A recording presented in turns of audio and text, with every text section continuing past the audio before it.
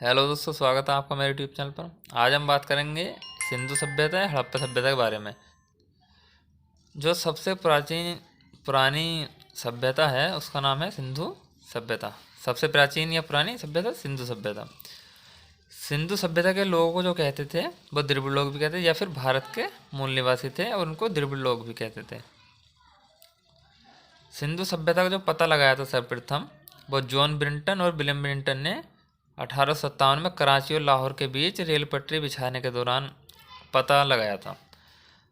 हड़प्पा शहर रावी नदी के किनारे और मोहनजोदड़ो शहर जो वो सिंधु नदी के किनारे स्थित है। तो क्वेश्चन आ जाता है कि सिंधु नदी के किनारे कौन सी सभ्यता थी? मोहनजोदड़ो शहर था मतलब, या फिर रावी नदी के किनारे हड़प्पा शहर था।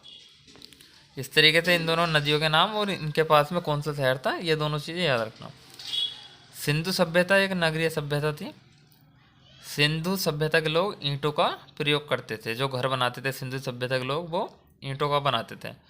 गुजरात का जो शहर है लोथल, वो सिंधु सभ्यता का एक प्रमुख बंदरगाह था। सिंधु सभ्यता का प्रमुख बंदरगाह कौन सा था?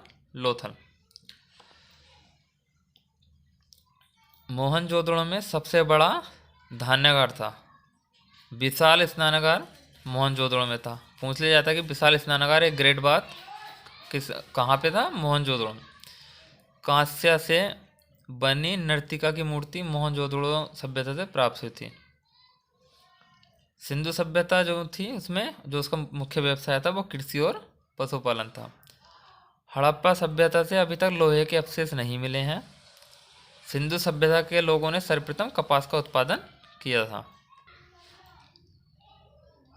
भारत में सर्वप्रथम ईरान के लोगों ने प्रवेश किया था, जो आर्यंस कहलाए थे। पूछ लिया था कि आर्यंस कौन थे, तो ईरान के लोग जिन्होंने भारत में प्रवेश किया था उनको आर्यंस कहते थे। आर्यंस ने भारत के मूल निवासी, जिन्हें द्रविड़ कहते हैं, को युद्ध में पराजित किया था। आर्यंस के द्वारा स्थापित सभ्यता वैदिक सभ्यता कहलाई थी। आर्यंस के द्वारा जो सभ्यता स्थापित की गई थी वो थी वैदिक सभ्यता। अब वैदिक सभ्यता के बारे में देखते हैं। वैदिक सभ्यता जो थी वो ग्रामीण सभ्यता थी। पशुपालन इनका मुख्य व्यवसाय था। लोहे से बने उपकरण जो प्राप्त हुए हैं वो वैदिक सभ्यता से प्राप्त हुए थे। घोड़ा इनका जो महत्वपूर्ण पशु था। अस्त्र शस्त्र और कवच जैसे उपकरण बनाना जानते थे। भारत को 16 राज्य महाजनपदों में बांटा गया था। अब वो 16 राज्य या महाजनपद कौन कौन से थे जो प्राचीन काल में थे? मगध, काशी, कोसल, बज्जी, मल्ल, चेदी, बस्त, कुरु, पाचाल, सुरसेन, गंधार, कंबोज, अस्मक, अवंती और मत्स्य। ये 16 जनपद थे। इनमें से जो सबसे शक्तिशाली राज्य था या सबसे शक्तिशाली महाजनपद था वो था मगध। मगध दोनों साइडों से नदी थी। दोनों साइडों में नदी थी मगध के, मतलब दोनों नदियों के बीच में बसा हुआ था मगध, जो सबसे ज़्यादा शक्तिशाली था। सबसे बड़ा राज्य कौन सा था इनमें? वो था अवंती, जिसको हम आज के दौरान उज्जैनी बोलते थे। युद्ध में पहली बार हाथी का जो प्रयोग करा गया था वो मगध राज्य के द्वारा किया गया था।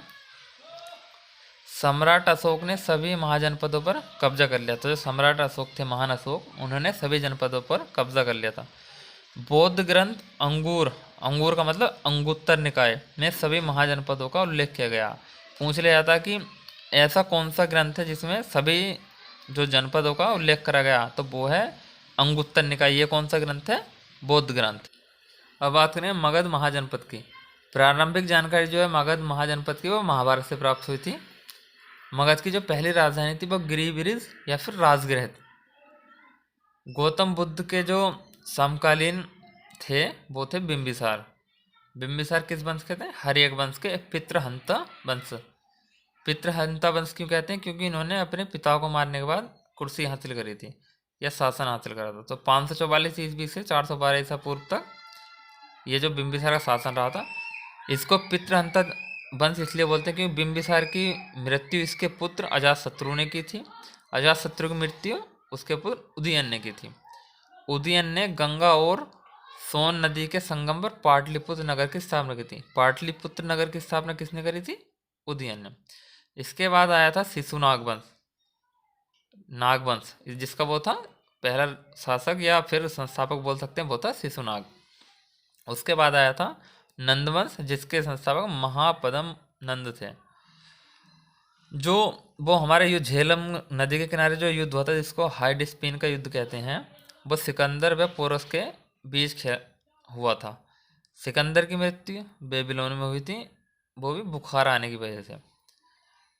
मैसेडोनिया के सम्राट सिकंदर ने भारत पर हमला किया था। नंद वंश के अंतिम शासक घनानंद को चंद्रगुप्त मौर्य ने परास्त किया था चाणक्य की सहायता से।